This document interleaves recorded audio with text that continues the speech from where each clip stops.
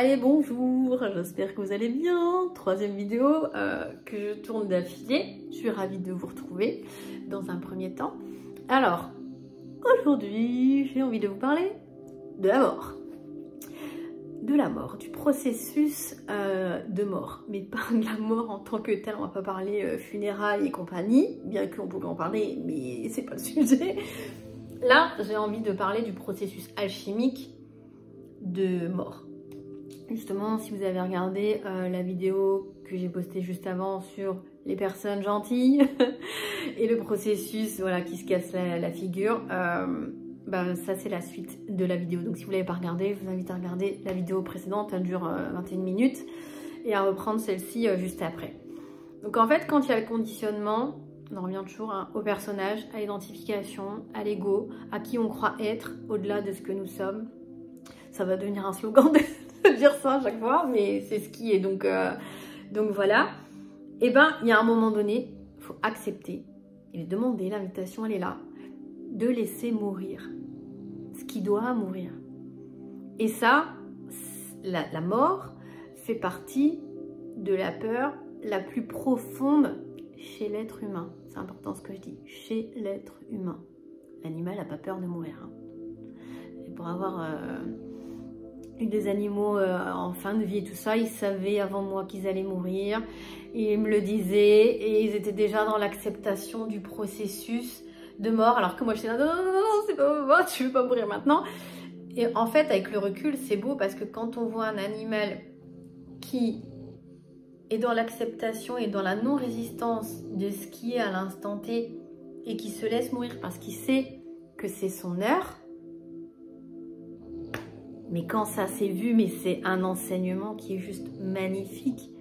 C'est juste un enseignement qui est magnifique. J'ai eu tellement d'animaux que j'ai dû faire euthanasier, qui sont morts dans mes bras. Sur le coup, c'était difficile, parce que de l'émotionnel. Mais en soi, maintenant, avec le recul, c'était d'une beauté sans pareil dans le processus alchimique de mort. Donc voilà, pourquoi on ne va pas parler de la mort aujourd'hui. Donc il y a la mort avec les animaux. Je vais parler aussi des communications défunts. Ça fait plus de... Alors, j'ai 41 ans, j'ai commencé, j'en avais 25. Ouais, ça fait 16 ans maintenant que je communique avec les défunts, donc avec les animaux ou les êtres décédés en tout cas. Et c'est vrai que... du coup, ça m'a beaucoup familiarisé avec la mort. Et ça m'a jamais fait peur. Je me suis jamais dit, j'ai peur de mourir. Alors, j'avais juste, à l'époque, peur d'avoir mal. Je me souvenais, j'avais toujours peur. Oh, mais attends, si un jour je meurs, moi, j'aimerais bien mourir dans mon lit, en train de dormir, comme beaucoup. Mais j'ai pas envie d'avoir mal, j'ai pas envie d'avoir des maladies, j'ai pas envie de souffrir. Qui, en même temps, a envie de souffrir au moment du trépas? Personne. Mais en soi, depuis, c'est vrai que avec tous les êtres avec qui je suis entrée en communication de par les rendez-vous et de par les êtres de ma famille, il y a toujours eu ce thème que en fait la mort c'est un passage. C'est juste un passage vers un autre plan de conscience. Il y a eu seulement une fois sur toutes les communications défunts que j'ai faites, un jeune homme qui m'avait expliqué, m'avait remontré au moment de la mort, c'est un accident de voiture, et c'était plusieurs de ses étudiants, où il n'avait pas compris qu'il était décédé. Et ça arrive quand il y a un choc violent, par exemple. Il n'avait pas compris, et du coup, il me montrait qu'il essayait, et alors je le voyais par terre, je voyais, du coup c'était un accident de voiture, je n'étais pas au courant, je voyais qu'il était à l'intérieur du corps et il me disait regarde j'ai essayé de faire comme ça mais ça ne marchait pas, et en fait il revenait un peu comme dans Ghost, il revenait dans son corps et il était éjecté de suite, et à chaque fois ça faisait ça. Il me dit moi j'aurais bien aimé qu'il y ait quelqu'un à côté de moi à ce moment là pour m'expliquer, et il y a eu quelqu'un, mais après il devait vivre ça à ce moment là, et c'est vrai que c'est le seul qui m'a montré que sur le coup il n'a pas compris ce qui lui est arrivé. Tous les autres défunts avec lesquels j'ai communiqué, ils étaient tous ok et en paix avec le moment où ils sont partis, que ce soit dans des accidents de moto, dans d'autres accidents de voiture, dans des maladies. Le fait d'être passé sur l'autre plan de lumière était ok. c'était juste et c'était comme ça que ça devait être. Et c'est vrai que tout ça, ça m'a permis, les communications défunts, elles m'ont énormément appris sur le rapport avec la mort, sur le rapport avec l'après, sur les questionnements qu'on peut se poser ici dans cette terre, alors que là-haut, il n'y a pas de questions à se poser du tout. Et c'est vrai que dans la manière dont je transmets les messages en communication défunt, ça n'a jamais été de faire comme ceci ou de faire comme cela. Et c'est vrai qu'au début, je comprenais pas trop, excusez-moi, je m'installe, je comprenais pas trop là où ça voulait m'emmener, mais je me suis laissée porter, on va dire, par ce qui était là à ce moment-là. Et c'est vrai que les personnes qui étaient dans la demande de la communication défunt me demandaient est-ce qu'il a eu mal, est-ce que ceci, est-ce que cela. Et j'ai toujours dit, je pose pas de questions lors des communications défunts, et ça c'est vrai, je fonctionne comme ça. Je pose aucune question en fait. Attendez, je règle ma caméra. Je pose aucune question, je laisse la parole aux défunts. Et pareil avec les animaux, les communications animales, je limite à 5 questions parce que j'ai pas envie que ça devienne un interrogatoire. De toute façon, après, je laisse l'animal communiquer de lui-même sur ce qu'il a envie ou pas. Et j'aime cette approche-là de laisser la parole libre plutôt que de faire un interrogatoire avec des pourquoi, comment, parce que. D'accord ? À la base, je l'ai fait comme ça pour éviter d'être dans le mental chez moi et d'être neutre et de ne pas avoir de questions et de ne pas avoir des sujets qui orientent et de me dire viens ce qui vient et on verra. Comme là c'est vide, entre guillemets, du coup ça ne peut que recevoir. Et c'est comme ça que j'ai commencé et c'est comme ça que ça s'est fait. Et voilà. Au début j'avais besoin de questions pour orienter un peu, pour me prouver à moi-même et donc à mon ego que je captais bien que ceci, cela. Mais après très vite j'ai lâché tout ça pour laisser place à plus grand. Et donc à ce qui est et à ce que les défunts ou les animaux ont envie de communiquer. Et donc c'est vrai qu'à chaque fois quand il y a une communication défunt, je préviens toujours la personne que je ne pose pas de questions, que je laisse la parole libre au défunt, qu'il ou elle parle de ce qu'il a envie. Et que voilà, peut-être à la fin, voilà, s'il y a 2-3 questions à poser, elles seront posées, mais généralement ce sont des questions qui sont très mentales. Et soit le défunt il a déjà répondu d'une autre manière, soit le sujet est abordé, mais en fait il n'y a pas vraiment besoin de réponse significative, je vais dire. C'est juste pour rassurer la personne qui pose la question, c'est tout. Donc c'est un besoin d'être rassuré. Et donc c'est vrai que ce rapport avec l'après-vie terrestre en tout cas, il est assez particulier. Plusieurs fois j'ai essayé de poser des questions sur qu'est-ce qui se passe après. Et à chaque fois ça m'a été dit de ne pas poser de questions, sinon la communication elle serait rompue. Et ça, c'était fait dès le début. Donc c'est vrai que je ne pose pas de questions sur qu'est-ce qui se passe après, qu'est-ce qu'ils font de leur journée, machin. Déjà, il n'y a pas de journée, puisque le temps, il est factuel et il est illusoire, il est ici. Mais c'est vrai qu'au tout début, je me posais ces questions-là de qu'est-ce qui se passe après la mort, ils font quoi? Est-ce qu'ils se retrouvent? Est-ce qu'ils ne se retrouvent pas? Est-ce que ceci? Est-ce que cela? Et donc c'est vrai que quand on m'a été dit de ne pas poser ces questions-là, sinon la communication, elle serait coupée, bon, je laissais. Et au fur et à mesure, j'ai eu certaines réponses au fur et à mesure parce que les défunts ont parlé d'eux-mêmes. Donc c'est vrai que déjà ils ne sont plus un corps. Donc même quand je les vois en clairvoyance, ils se manifestent de la manière dont j'ai besoin depuis mon espace mental humain de les percevoir pour avoir une image, une représentation, d'écrire à la personne s'il y a besoin ou de sentir qui est-ce qui est là au niveau de l'énergie. Mais en soi, ils se montrent comme ils ont envie. Quand je communique avec mon grand-père, il s'amuse, il change de costume à chaque fois. À chaque fois. Et je lui dis, mais papy, franchement, tes chemises. Il me dit, ouais, mais ça te fait rire à chaque fois. Donc, c'est vrai que ça me fait rire parce que c'est moche.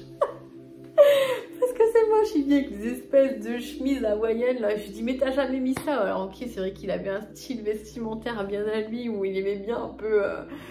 Mettre ce qu'il avait envie, mais je lui dis mais t'as jamais mis ça? Il me dit bah ouais mais ça te fait rire à chaque fois, donc voilà. Puis des fois je vais le voir habillé en costume blanc ou des fois juste en état très lumineux.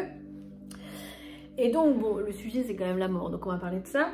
Et donc voilà, donc c'est pour dire aussi que dans la manière dont on voit les défunts, ça non plus, ça n'a pas de réalité réelle puisque du coup c'est une projection, on va dire comme un hologramme pour qu'on puisse les repérer. Mais en soi ils ne sont pas un corps non plus. Comme nous, on n'est pas le corps, ils sont dans l'énergie. Et c'est vrai que chez eux, il y a acceptation de ce qui est au moment de la mort. Pas de résistance, ça devait se passer comme ça. Et même quand ils expliquent ce qu'ils ont vécu dans leur vie, alors en tout cas dans les communications que j'ai faites, il n'y a pas de regret. Il n'y a pas de regret parce qu'il y a acceptation de tout ce qui a été tel que ça devait. C'est comme si ils avaient une vision de leur incarnation depuis un autre point de vue, hein, qui est depuis un espace avec davantage de conscience et donc davantage d'amour, et acceptation de ce qui est. Donc il n'y a pas j'aurais dû faire ci, j'aurais dû faire... Non, non, il n'y a pas ça. Et c'est vrai que tout ça, ça m'a fait m'interroger sur ce que nous on vit ici. Et du coup, après, je l'ai compris par l'épreuve initiatique. Donc c'est vrai que il est dit que, il me semble que c'est Bouddha qui a dit ça, si je me souviens bien, que ce que l'homme ne veut pas apprendre par la sagesse, il l'apprendra par la souffrance. Et en fait, l'éveil à soi, à ce que nous sommes, à l'union divine, bien souvent ça se joue par l'épreuve, par l'incarnation, qui est en soi une initiation au ciel ouvert géante. Et donc dans cette initiation, il y a des épreuves. Il y a la loi de l'impermanence déjà sur Terre, donc les choses elles ne sont pas linéaires. On peut être très haut et très bas, aussi bien au niveau émotionnel, au niveau social, au niveau familial et je ne sais quoi, dans toutes les étiquettes, dans toutes les structures que nous vivons. Donc il y a la loi de l'impermanence, on peut gagner énormément d'argent et en perdre très vite. On peut en avoir plein pendant un certain temps, puis en avoir du tout pendant un autre temps. On peut se sentir plutôt en pleine forme pendant un temps et se sentir complètement fatigué pendant un autre. C'est la loi de l'impermanence. Donc ça fait partie du jeu, ça fait partie du paramètre avec lequel on doit composer sur Terre.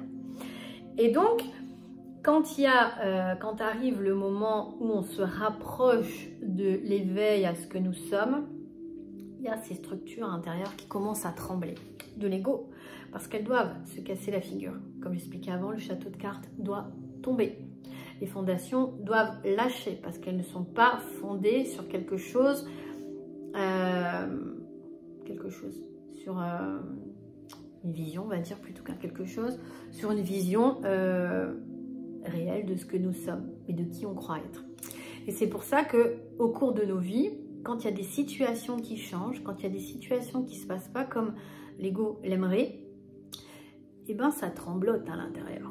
Quand il y a séparation dans un couple, quand il y a séparation au travail avec un licenciement, avec une démission, quand il y a des amitiés qui se terminent, quand il y a un déménagement qui doit se faire, quand il y a un animal qui décède, quand il y a quelque chose qui se termine. Il y a une petite mort, on va dire, parce qu'il y a une séparation, d'accord? On doit se séparer d'une situation, on doit s'extraire d'une situation, on doit se séparer de quelqu'un, et ainsi de suite en fonction de la situation vécue. Et c'est vrai que ça, à l'intérieur, depuis l'espace égotique, toujours, depuis l'espace du non-soi, et donc de qui on croit être, il y a ce truc de résistance. Non, je ne veux pas lâcher, donc on va entretenir des amitiés qui ne tiennent pas forcément la route ou qui ne sont pas forcément en vibration avec ce que nous sommes à l'instant T. Et ça ne veut pas dire qu'il faut... ça ne veut pas dire qu'il est nécessaire d'envoyer paître la terre entière parce qu'on se sent pipissé, qu'on a eu un pseudo-éveil de conscience, c'est pas ça.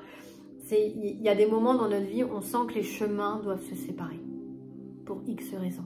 Il ne s'agit pas non plus de se dire, oui, parce que j'ai vécu certaines choses au niveau de la spiritualité, du coup je dois entretenir à tout prix et rester dans la connexion. Il y a un juste milieu à trouver en fonction de ce qui est vécu, mais voilà, tout est juste et parfait comme c'est. Il y a des expériences qui se font, c'est comme au niveau du travail, tout ça, des fois vous devez partir pour X raisons. Mais là, le sujet, c'est de la mort, donc c'est les séparations. On a, de manière générale, l'être humain a de la difficulté à se séparer des choses, à mettre fin, parce qu'il y a de la dépendance derrière et il y a un besoin de retenir les choses au lieu de les laisser mourir. Alors que dans le processus alchimique, de retour à ce que nous sommes, il y a besoin de laisser mourir. Et il y a besoin de laisser mourir énormément de choses. Parce que tout ce sur quoi on a fondé l'illusion de ce qu'on croit être, en tant que personnage déjà, mais en tant que situation, en tant que relation ou je ne sais quoi, bah, fait partie de l'illusion déjà. Donc quand il y a un moment où il faut lâcher, à l'intérieur de soi, ça résiste. Et plus ça résiste, plus j'entre en résistance avec la vie. C'est comme si là, c'est le processus du soi, on avance, et puis là, c'est non, je ne veux pas y aller, il y a résistance. Et ça demande une énergie folle. Ça demande une énergie folle. Déjà de lâcher des croyances. Les croyances, elles se créent parce qu'il y a à un moment donné un vécu où il y a un ressenti corporel avec une pensée qui est assimilée et ça crée une croyance. Qu'elle soit évolutive, donc qu'elle participe à l'évolution vers l'être, ou qu'elle soit involutive, donc qu'elle vous freine. D'accord? Pour revenir à l'histoire de la gentille personne, c'est bah oui, bah moi je crois que je suis gentille, mais en fait je m'attache au fait que je sois gentille parce que j'ai toujours dû être gentille dans l'enfance. Sinon je me faisais réprimander, sinon je me faisais frapper, sinon ceci en fonction, encore une fois tout ça ce sont que des histoires. Mais il y a eu la croyance de ah bah si je veux que ça m'arrive ça, bah faut surtout pas que je fasse ça, donc je vais faire comme ça. Hop, et ça crée aussi des conditionnements. Mais pour aller vers davantage de réalisation de soi, de ce que nous sommes, ça demande de laisser mourir pas mal de choses. Des croyances, des conditionnements, des schémas de pensée, des réactions émotionnelles. Ça demande d'arrêter de lutter contre, ça demande d'apprendre à vivre dans l'inconfort plutôt que d'essayer que l'inconfort ne soit plus là. Et donc c'est pareil dans les relations. Si les relations, elles sont pas faites pour durer, est-ce qu'elles sont vraiment pas faites pour durer ou chacun de son côté ne fait pas les efforts nécessaires? D'accord? Il y a des personnes, voilà, si vous êtes en couple, c'est peut-être pas la personne avec qui vous avez passé toute votre vie, mais c'est pas pour autant qu'il faut vous dire ah oui mais du coup comme je fais un chemin de retour à soi, du coup faut que j'apprenne à composer avec l'autre. Beaucoup de mental. Non, ça doit lâcher, ça lâche et puis c'est tout. De toute façon, tout est bien organisé, tout est parfait. Comme c'est et comme ça doit. Il n'y a pas à se forcer à faire des choses ou à être en relation avec si ça vibre pas. Mais c'est de vous demander si ça vibre pas à qui? Est-ce que ça vibre pas à l'ego ou la présence à l'intérieur de vous qui vous anime vous envoie le signal que voilà, vous pouvez rester en amour avec cette personne. Et je parle pas d'amour émotionnel ni conditionné, mais d'amour inconditionnel. Je peux rester en amour avec cette personne, mais je sens que voilà, elle ne va plus faire partie directement de mon chemin. Ok? C'est pas de se dire ah voilà, du coup je vais l'envoyer chier parce que du coup elle m'a dit ça et puis comme elle m'a dit ça m'a fait ça. Blablabla. Ça c'est de l'ego. Et encore une fois, tout ce que je parle, je l'ai expérimenté moi-même. Donc je suis pas en train d'inventer des choses que j'ai pas vécues, au contraire, des choses que j'ai faites. Et on apprend. On apprend au fur et à mesure et c'est comme ça aussi qu'on met davantage de lumière consciente à l'intérieur de soi. Mais pour autant, ça permet après de regarder toutes les personnes qu'on a rencontrées dans notre passé, des personnes avec qui on n'est plus en lien, des personnes avec qui on a pu ressentir de la colère, de la tristesse, de ceci, de cela, de l'émotionnel, de la réaction émotionnelle, donc la réaction à l'ego, et de se dire, voilà, maintenant avec la lumière d'aujourd'hui, j'embrasse tout ça et je remercie parce que tout ça a participé à mon cheminement et a permis ce qui est là aujourd'hui. Donc en fait, pourquoi il y aurait de la colère? Pourquoi il y aurait du ressentiment? Je peux vous dire, il y a même des gens, ils m'ont souhaité la mort sur les réseaux. Les gens m'ont souhaité de mourir. Et au moment où c'est arrivé, j'étais en PLS et je comprenais pas. Je disais, mais il y a des gens que je ne connais pas qui me souhaitent la mort pour des choix que j'ai faits qui ne les regardent absolument pas. Mais voilà, il fallait à ce moment-là, pour l'histoire de Cassandre, que je sorte du jugement des autres. C'est quelque chose avec le harcèlement forcément qui avait impacté ma vie et donc mon émotionnel. Il fallait sortir de ça à un moment donné et c'était par l'épreuve. Je rappelle, ce que l'on n'apprend pas par la sagesse, on l'apprend par la souffrance et donc l'épreuve. Et donc le fait d'accepter de laisser mourir des choses, ça vient titiller l'ego à l'intérieur qui ne veut pas. Et c'est ce qui fait que ça veut tout seul, s'attacher à d'autres étiquettes, à d'autres croyances, à d'autres conditionnements. Et plus vous allez aller vers ce que vous êtes, vers la réalisation profonde, que vous êtes l'amour et uniquement l'amour, et donc vers cet état intérieur de présence, plus vous allez devoir laisser tomber vos croyances, vos étiquettes, vos conditionnements, le système de pensée. Ça ne veut pas dire que ça y est, il faut vous séparer de tout le monde et tout quitter et partir vivre dans le Larzac et élever des chèvres. C'est pas ça non plus. Si vous avez envie, vous pouvez, mais c'est pas le but. C'est ok, je laisse tout ça se casser la figure. Et c'est ça après qui permet une vision différente de tout ce qui est. Et ça ne veut pas dire que ça a changé. D'accord? Ça ne veut pas dire que ça a changé, ça ne veut pas dire que le monde il a évolué, ça ne veut pas dire que la personne qui me casse les pieds tous les jours au travail, elle va changer. Mais par contre, la manière dont vous allez rentrer en relation avec elle va changer. Et comme nous sommes des êtres avant tout énergétiques, l'énergie que vous allez vibrer naturellement va entrer en relation avec cette personne et ça va faire que soit son comportement va changer, vers quoi on ne sait pas, soit que ça va continuer, mais il n'y aura plus d'impact émotionnel, donc il n'y aura plus de réaction émotionnelle. Les réactions émotionnelles sont des réactions de l'ego. Et c'est un magnifique levier d'évolution. C'est pas la question de dire oui c'est nul, je suis en réaction émotionnelle, donc je suis dans l'ego, donc c'est pas bien, donc c'est de se dire ok, bah là, il y a de la colère. Là, elle m'a vénère de ouf. Donc voilà, il y a une réaction émotionnelle, et ben je vais revenir à ce que je suis et laisser ça me traverser et pas en faire toute une histoire. Pas besoin d'aller chez la psy pour voir pourquoi votre colère elle est là et est-ce qu'elle date de quand vous avez 3 ans. Ça c'est l'entretien du personnage et l'ego et je l'ai fait donc je vais pas jeter la pierre. Il y a pour qui il y a besoin à un moment donné, mais c'est pas là-dedans que vous allez retourner à ce que vous êtes, ni les vies antérieures, ni le nettoyage du transgénérationnel, ni le fait d'aller voir sur d'autres galaxies si vous y êtes ou je ne sais quoi. On est ici et maintenant, incarné là, pour vivre ce qui est là devant. À la journée même, à la seconde même. D'accord? Et donc à partir du moment où j'ai, donc l'ego, envie de changer ce qui est vécu là, c'est dans le mental. Donc c'est pratique aussi pour toutes les personnes qui me demandent ouais mais je sais pas quand c'est la tête ou quand c'est le cœur. Bah, c'est simple. S'il y a un questionnement qui se fait depuis un espace temporel en avant ou en arrière, c'est la tête. S'il y a quelque chose à l'intérieur de vous qui se demande pourquoi, comment, parce que qui commence à ériger une histoire, c'est la tête. Quand vous allez être dans le cœur, il y aura juste acceptation de ce qui est là. De ce qui est là. Et c'est en étant là, ici, dans la présence, que l'idée de quelque chose d'autre peut émerger. C'est pas avec les questionnements. C'est pas avec des questionnements. C'est depuis dedans. Est-ce que là, ça veut vivre? Quand vous y êtes branché, vous pouvez poser la question. Hein, est-ce que ça a envie de vivre autre chose que ce qui est là aujourd'hui, maintenant? Non. Et parce que ce qui est là, vécu là à l'instant T, participe à... On va partir dans le futur, mais participe à l'après. Mais on demande, il n'y a personne qui demande de s'y projeter.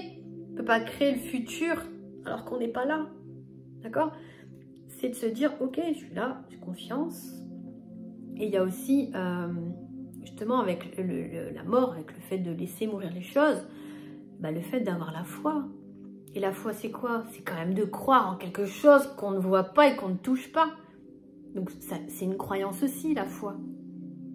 Mais faites-en l'expérience et voyez où ça vous mène. Faites l'expérience de tout et voyez où tout cela vous mène. Encore une fois, l'idée, c'est pas de me croire sur parole ou de me prendre pour quelqu'un qui sait et il y a les autres qui savent pas. Je partage juste ce que j'ai vécu et comment je le pratique avec des mots qui sont mentaux parce que du coup, il y a une explication qui est là. Mais le but, c'est de se dire, ok, bah alors attends, si vous êtes si par exemple je suis en train d'écouter Cassandre, bah ça me parle de quoi? Bah attends, je peux mettre ça en perspective comme ça et essayer de jouer au jeu. C'est pas d'apprendre la leçon, je suis pas là en donneuse de leçons. Mais c'est d'aller toujours dedans. Et c'est dedans, vous allez avoir la réponse. Et je le vois quand dans la séance Lumière d'amour, quand les personnes les amènent à se connecter à ce qu'elles sont, Chaque fois, je leur dis, vas-y, repose toutes tes questions que tu m'as posées tout à l'heure. Est-ce que ceci, est-ce que cela Bah non. Et c'est quoi la réponse? Bah de regarder autrement. À chaque fois, c'est ça, de voir autrement. Bah oui, c'est d'apprendre à plus voir avec la tête, mais de voir avec ce que nous sommes, et donc l'amour. Et c'est aussi de se poser la question, bah là, dans telle situation, que ferait l'amour? Mais pas que ferait l'amour à l'extérieur de moi, c'est que ferait l'amour en tant que ce que je suis profondément. D'accord? C'est pas de partir depuis un espace extérieur. C'est comme la prière, on ne prie pas à l'extérieur de soi, alors que le divin, il vit à l'intérieur de chacun. Et c'est ce que nous sommes profondément aussi. Donc ça, de prier à l'extérieur de soi, il y a un moment donné, je me suis dit, bah non, en fait, c'est plus logique. C'est plus logique, ça a un non-sens.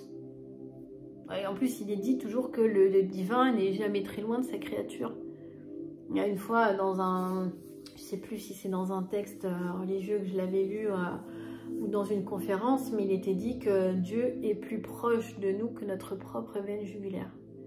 Et je me suis dit, non mais attends, je méditais là-dessus. Je me suis dit, attends, si la veine jugulaire elle est là, que Dieu est plus proche de moi, donc de sa créature, que la propre veine jugulaire, bah ça veut dire qu'il est dedans. Et s'il est dedans, pourquoi je prie à l'extérieur? Ah bah là, hop là, le château de cartes, il s'est encore cassé la figure. Hop là, c'est bon, une croyance de plus démontée, on passe à autre chose et on avance, et on avance, et on avance. Et c'est ça le processus de laisser mourir. Laisser mourir des croyances. Vous voyez, en vous, par rapport à ce que vous vivez, il y a des croyances auxquelles vous êtes attaché et que vous ne voulez pas lâcher, que ce soit consciemment ou inconsciemment, parce que c'est l'identité que vous en avez faite de ce que vous êtes, alors que pas du tout. Comme je le disais dans une vidéo précédente, bah, si j'avais écouté tout ce qu'on me dit, bah ouais, je suis hypersensible. Voilà, et ça m'avance à quoi de savoir que je suis hypersensible? C'est Cassandre, elle est hypersensible. Alors le jour où elle sent plus rien, bah elle est quoi? Elle est qui? Ok, bah c'est au potentiel, bah c'est bien. Et du coup, ça m'aide à quoi? Bah, je le sais, du coup ça fait une information de plus dans la tête, mais en soi ça ne me définit pas. Quand ça va mourir, il n'y aura plus d'histoire de haut potentiel, de hypersensibilité, de médiumnité ou je ne sais quoi. Mais c'est un truc dont on a besoin à un certain moment donné pour cheminer. C'est pour ça, tout ce qui se passe, c'est juste. Mais il y a un moment donné, il faut apprendre à s'en détacher. Et à se poser la question, pourquoi je m'attache à ça autant? Et qu'est-ce qui s'attache à ça autant? Et bien souvent, c'est l'ego. Et donc, on ne peut pas aller vers un espace d'amour plein, rempli, non duel, depuis un espace égotique. C'est pas possible. L'ego entretient la dualité, entretient le temps. Il n'est pas dans le présent. L'ego ne se vit pas dans le présent. Enfin, si, ça se vit à l'instant T, mais lui, dans ce qu'il projette, c'est le futur, c'est le passé, c'est le dans 10 minutes, c'est il y a 5 minutes, c'est l'histoire avec machin, et ce qui va se passer avec machin, et comment je vais faire ça, et pourquoi il y a eu ça, tout ça là. Mais quand il y a tout ça dans la tête, on n'est pas en train de vivre ce qu'on est en train de vivre. Moi, si j'ai tout ça qui me vient dans la tête et que je suis en train de faire la vaisselle, bah, je ne suis pas vraiment en train de faire la vaisselle. Ouais, dans le geste, je suis en train de faire la vaisselle. Mais j'ai 1 milliard de questionnements dans ma tête et je suis partout, sauf les 2 pieds devant mon évier. Je suis pas dans la présence corporelle. Donc en fait, il pourrait même avoir un truc dans mon corps que je ne sentirais pas. Et ça se voit aussi, c'est quelque chose que j'ai expérimenté parce qu'à un moment donné, j'étais tellement dans ma tête, tellement enfermée dans l'anxiété, que quand j'avais faim, je le sentais même plus. Je le sentais même plus. Et il y a des fois, quand ça débranchait, je disais, non mais attends, ça fait 24 heures, j'ai pas mangé. J'ai pas mangé, bah j'ai fait quoi hier? Ah bah j'ai bu du café. Ah ouais. Et de l'eau? Ouais. Et est-ce que t'as mangé?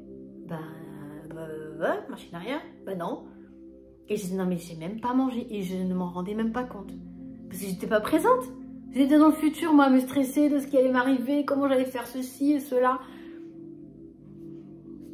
Donc forcément, bah, j'étais pas présente au corps, donc je pouvais pas sentir ce qui s'y passait. Donc il y a un moment donné, bah, quand le corps envoie des signaux de il est temps de manger et qu'on s'écoute pas, bah après ça s'anesthésie et on se coupe et on se dissocie et après on comprend pas pourquoi on n'habite pas son corps. On n'habite pas son corps parce qu'on habite trop l'ego qu'il y a dans la tête. Donc tout ça, c'est ça participe à un cheminement. Donc il n'y a pas à regretter, il y a juste à observer. Voilà, là où aujourd'hui, qu'est-ce qui se passe? Qu'est-ce que vous n'avez pas envie de laisser mourir? Est-ce que la relation que vous entretenez au travail, votre conjoint, avec une amie, avec un ami, avec votre voisin, j'en sais rien, bah, vous sentez que c'est amené encore à durer, ou vous sentez que c'est terminé, mais vous vous y tenez comme une moule à son rocher parce que vous avez peur de l'après. Combien de couples il y a aujourd'hui qui sont ensemble alors qu'il n'y a plus d'amour? Et il n'y en a même jamais eu. Pas pour tous, mais c'est de l'amour amoureux, c'est un état amoureux, c'est pas du... J'aime pas dire ça comme ça, mais c'est un peu vrai quand même. C'est pas du véritable amour, c'est de l'amour conditionné. C'est de l'amour émotionnel, c'est de l'amour amoureux, c'est de l'amour attachement. Alors ça veut pas dire que ce sont pas des formes d'amour, mais c'est pas... En tout cas, c'est pas de l'amour depuis un espace de complétude et de plénitude en soi. C'est de l'amour depuis un espace de manque. Combien il y a de personnes qui font des enfants parce qu'elles ont un vide en elles, et que du coup, bah, le fait d'avoir des enfants, bah, ça donne matière à se sentir exister. Combien il y a de personnes qui sont en couple alors qu'elles ne s'aiment plus, qu'elles se supportent plus, qu'elles se parlent mal, mais c'est mieux ça que d'être tout seul. Et combien il y a de personnes célibataires qui enchaînent les relations pour pas être en couple parce que des schémas, il y en a plein, pour pas être en couple, pour pas souffrir, mais pour toujours avoir la sensation de je suis pas tout seul, ou je suis pas toute seule. Il y a plein de schémas et chacun vit ce qu'il a vu. Il n'y a vraiment pas de jugement à apporter, il n'y a pas de culpabilité à avoir, il y a juste de l'honnêteté à avoir envers soi. Envers soi. Est-ce que ce que je vis là actuellement, bah, c'est bon et juste au fond? Et est-ce que j'accepte de laisser mourir ça? Est-ce que j'accepte de voir que ben là, ça sent la fin et que ça demande à mourir? Puis des fois, ça demande à mourir pour renaître à autre chose. Donc il n'y a pas forcément de séparation à avoir. Ça peut être dans un couple, ça peut être aussi dans un travail. Il y a des fois des personnes qui se font chier dans leur job, mais parce qu'elles n'arrivent plus à le voir autrement. C'est toujours perçu depuis l'espace égotique. Bah ouais, mais du coup c'est nul, bah moi j'ai envie d'être quelqu'un, bah du coup je vais aller dans la spiritualité. Je compte plus le nombre de personnes que j'ai en accompagnement qui veulent se diriger vers des métiers dits spirituels, alors que à l'intérieur de soi, bah, c'est depuis un espace égotique, donc c'est lâcher une branche pour en prendre une autre, et revivre la même chose, et en soi c'est juste, mais c'est d'avoir l'honnêteté envers soi, de se le dire, je fuis quelque chose, et donc ce que je fuis va me rattraper. Et ça aussi, je l'ai vécu.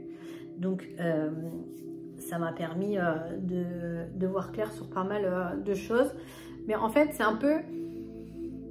Quand on quitte quelque chose pour aller vers, sans accepter la mort pleine et entière de ce qui doit être, on reprend les valises et on va dans un autre endroit. Donc en fait, les problèmes, ils nous suivent, hein, ils ne sont pas réglés.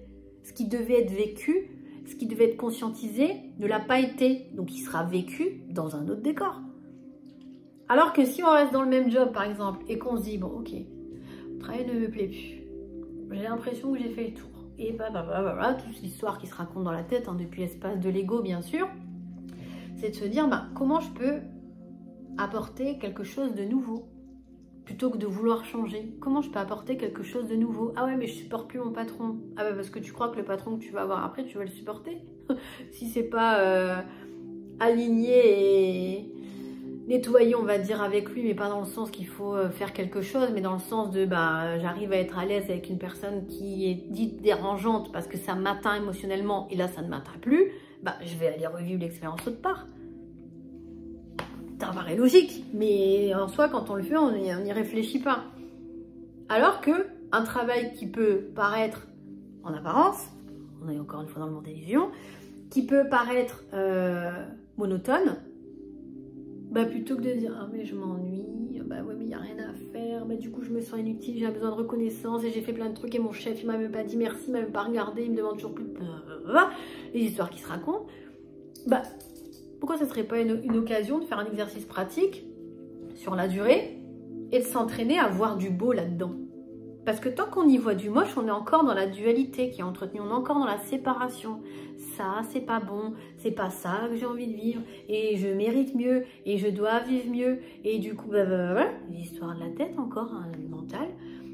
Alors que si la même situation, j'arrive à être en présence de ce que je suis profondément chaque jour, en chaque instant, et je me laisse traverser par ce que je suis et donc par la lumière qui est, vous croyez que le travail va toujours être chiant? Bien sûr que non, ça va évoluer. Mais parce que c'est pas vous, en tant que personnage, qui allez le faire évoluer, c'est ce que vous êtes et la lumière divine, entre guillemets, qui va permettre l'évolution.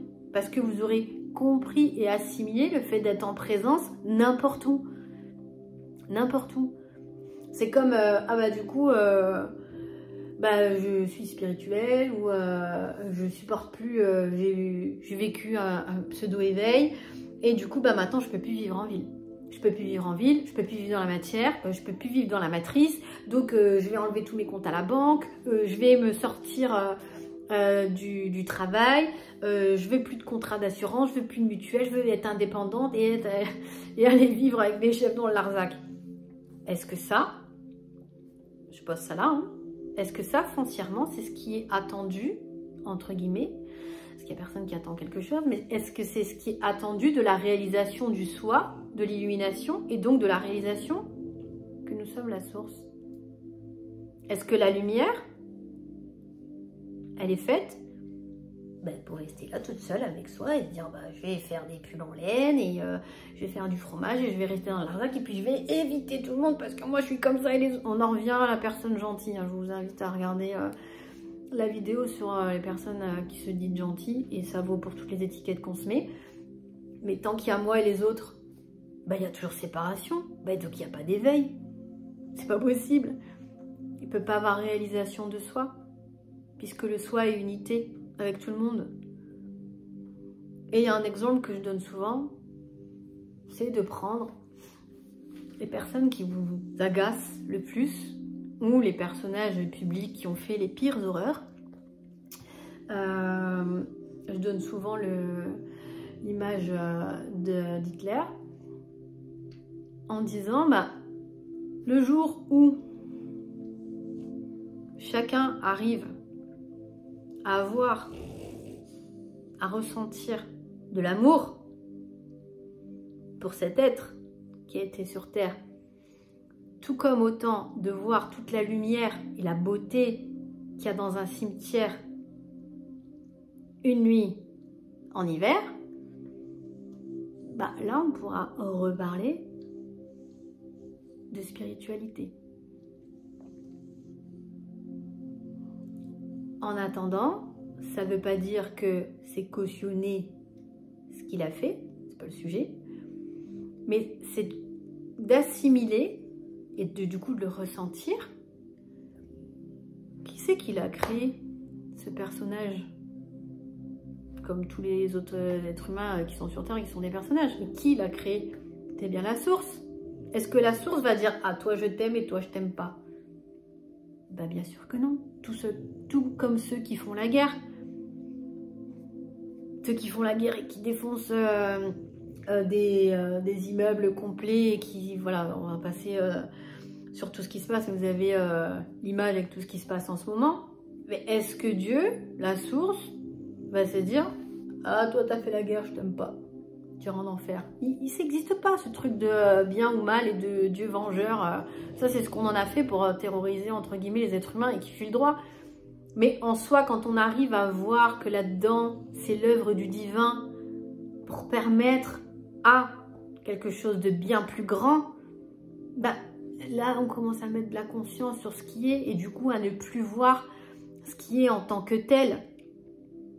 Ça ne veut pas dire qu'on ne ressent rien pour ceux qui morflent, mais au contraire, il y a beaucoup de compassion. Il y a beaucoup de compassion, il y a de l'amour qui est là, mais il y a de l'amour des deux côtés. Tant que c'est conditionné, il y a les gentils, il y a les méchants, ça ne peut pas avoir réalisation du soi. Puisque tout est un, tout est unité. Il n'y a pas de dualité.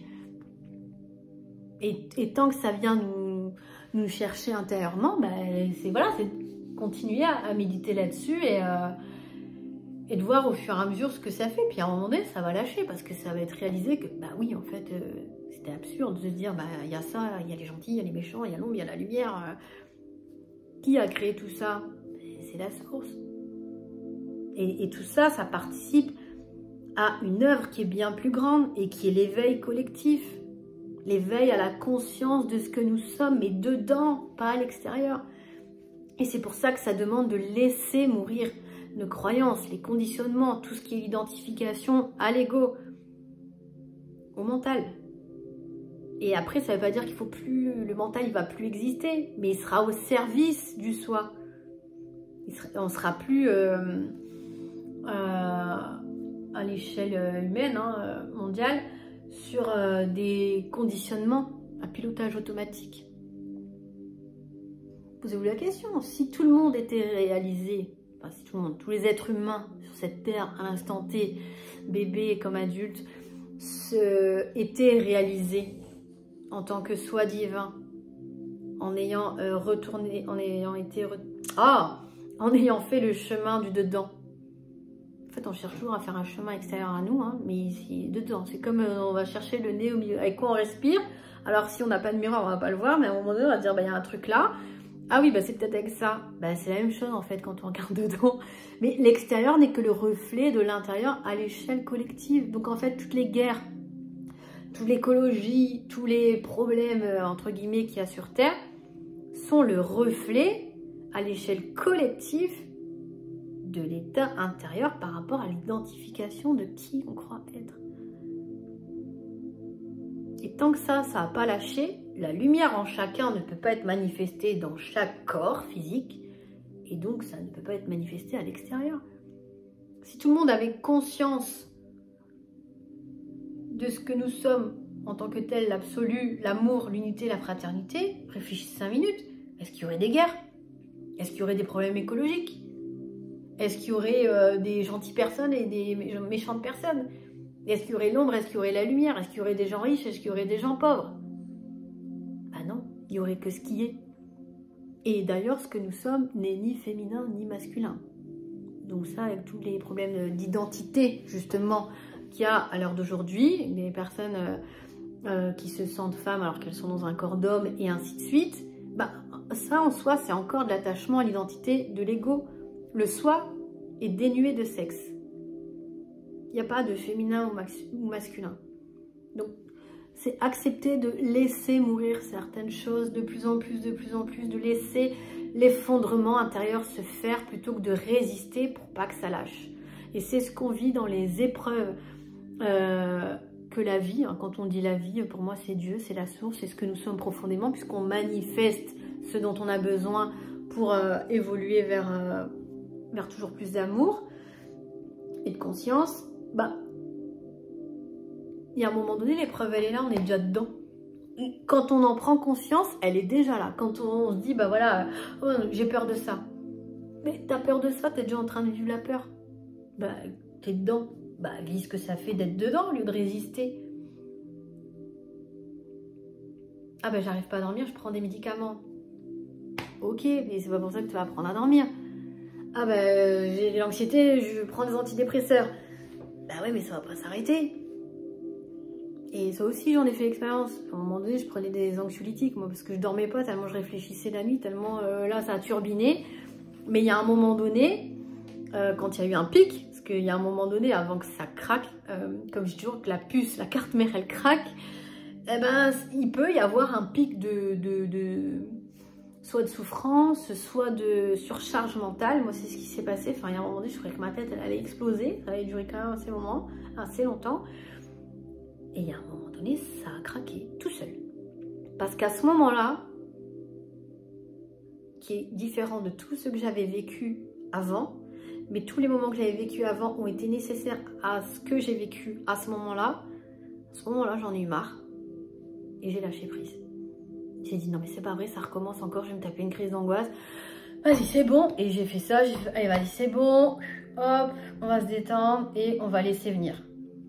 Alors que toutes les fois d'avant, je disais oh non c'est pas vrai, ça monte punaise, j'ai pas envie, tout ça. Et je contrôlais pas la crise d'angoisse, elle était là, mais elle était là tellement j'avais turbine dans ma tête. Donc j'étais là, allez, je souffle. Et voilà, je reprends mon souffle et tout machin. En plus j'avais arrêté de fumer à cette époque-là depuis 1 an et demi. Donc forcément à ce moment-là, j'avais qu'une envie, c'était de fumer. Donc je savais que voilà, l'identification, l'ego, il y avait un système d'alarme qui s'allumait pour que je prenne quelque chose. Non, non. Et ce jour-là, je dis, allez, c'est bon, j'en ai marre, si ça veut venir, bah ça vient et on n'en parle plus. Mais en mode acceptation de ce qui est.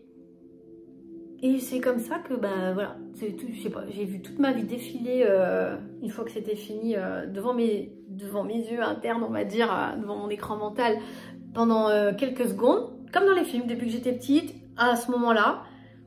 Et j'ai entendu, ça a dit, et c'était pas le mental, c'est pas la même voix, ça a dit, bah voilà, t'as toujours cru que tu n'avais pas vécu l'amour, alors que l'amour a toujours été là dans tout ce que t'as vécu.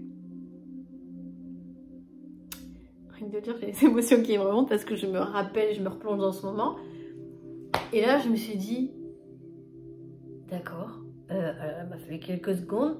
Et là, je me suis dit, mais en fait, là, c'est ridicule les crises d'angoisse. Pourquoi je me suis créé des crises d'angoisse toute seule? Il n'y avait pas lieu. Et en fait, hop, j'allais dire ça a mouru, c'est même pas français. Mais ça s'est effondré à ce moment-là. Et depuis, bah, ça ne fait que s'effondrer sur des croyances, sur des conditionnements, et ça se refait tout seul. Et puis les choses du passé, il y a longtemps, qui me remontent, des trucs pas cool.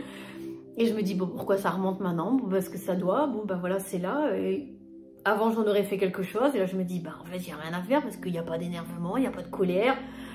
Mais en fait, ça épurge. Après, ça continue, l'épuration, elle continue. Donc c'est pour ça que je vous dis, le moment de réalisation de soi, d'éveil, tout ça, c'est pas quelque chose après qui est permanent. C'est un moment, on va dire, où on vit quelque chose. Et après, bah, ça demande à se mettre dans la matière. Et du coup, bah, ça continue d'épurer. Et parce que ça continue d'épurer, ça demande de laisser mourir ce qui doit mourir. Et ça demande d'accepter ce qui est sans vouloir le changer là aujourd'hui. Et il y a des situations où c'est bien venu me chercher à me dire, non mais attends, mais sur ça, comment je vais faire? Et après, je dis non, ça c'est la tête en fait. Et ça m'a appris à débrancher, à arrêter d'alimenter toutes les histoires qui se racontent dans ma tête. Parce que je vous dis, Spielberg, il se passe plein de trucs si je laisse faire, mon Jean-Michel à peu près partir dans tous les sens. Mais au final, ça me mène à la crise d'angoisse, parce que ça me mène à la projection dans le futur. Donc, dans un temps psychologique qui n'existe pas, je me crée ma propre souffrance émotionnelle avec quelque chose qui n'est absolument pas là. Et donc, j'ai choisi de ne plus vivre comme ça. En me désidentifiant pleinement de l'histoire de Cassandre. Mais ça ne veut pas dire que je me dis qu'il n'existe pas et que machin. C'est juste que ce que je suis, ça embrasse. Ça embrasse aussi la personnalité de Cassandre. Ça embrasse toute l'histoire qui a été vécue. Il n'y a pas ce truc de je me dissocie de moi-même. Au contraire, je fais tout le chemin du dedans. Mais du dedans profond. Passer par des douleurs corporelles, par corps de souffrance là, qui réagit, qui parle. Et je me suis dit non, je m'en fous, j'y vais, je continue. Et je sentais l'appel à revenir dedans. Et donc, bah, après, à un moment donné, ça se fait tout seul. Et puis après, ça continue de se faire graduellement. Mais il n'y a plus cette recherche d'aller quelque part, cette recherche de faire quelque chose, cette recherche de devenir quelqu'un, cette recherche de pallier à ça. Et je le vois quand ça veut, hein, parce que c'est des conditionnements hein, qui sont là et qui sont épurés, donc ça se réactive encore. Bah, je me vois faire. Et je dis, bah non, allez, on débranche là-dessus. On débranche. Et débrancher, chez moi, ça veut dire ne pas alimenter. Donc, je visualise dans ma tête, je débranche un truc. Et bah voilà, du coup, c'est pas alimenté, du coup, ça prend pas de l'ampleur. Et ça veut pas dire que je vis pas des moments tristes, ça veut pas dire que je vis pas des moments où il y a de la peur, mais ça dure pas, je me laisse juste traverser, ça passe. Ça passe. Donc voilà, le sujet de la mort. Il faut savoir aussi que la mort, c'est une des plus grandes peurs chez l'être humain, tant que l'être humain se croit un être humain uniquement. Alors que ce que nous sommes se vit dans le présent, dans l'éternité de l'instant présent. Donc quand on revient pleinement, quand le retour à soi plein est fait, il n'y a plus la peur de mourir. N'existe plus. C'est un passage. Et c'est pas dans le mental, c'est pas dans le savoir, c'est pas dans la connaissance, c'est acté dedans. C'est acté dedans, ça veut pas dire qu'on va rouler à 180 sur l'autoroute, pas mettre de ceinture de sécurité et dire ouais on fait les fous. On a dit de la conscience, pas de l'inconscience. D'accord? Donc c'est juste de dire bah voilà, tant que je suis là, bah je vis ce qu'il y a à vivre au moment où ça se présente. et un pied devant l'autre et tout doucement et pas trop vite, comme je dis à chaque fois. Mais voilà, c'est pour ça qu'à un moment donné, quand ça va lâcher, il y a ces angoisses de la mort qui remontent. Et moi, c'est ce qui était revenu dans toutes les crises d'angoisse que j'ai eues. Je disais, mais punaise, mais pourquoi j'ai peur de mourir alors que j'ai pas peur de la mort, alors que je parle avec les morts, alors que je sais qu'il y a une vie après la mort? C'était absurde. Mais c'était ressenti comme tel parce que j'étais pleinement identifiée à l'ego. Et ça a commencé à se casser la figure parce qu'il y a une amie qui quand je lui en ai parlé, je lui ai dit, mais c'est pas logique. Elle m'a dit, mais Cassandre, qu'est-ce qu'il y a à l'intérieur de toi, peur de mourir? Et c'est sorti tout seul, comme si ça venait de la présence et que ça sortait. Bah, j'ai dit, bah c'est pas moi, c'est l'ego. Et je me suis entendue, j'ai fait, mais c'est ça. C'est pour ça qu'il y a cette peur de mourir quand j'ai l'angoisse profonde qui est là. Bah oui, parce que l'ego, son but, c'est de rester là. Hein.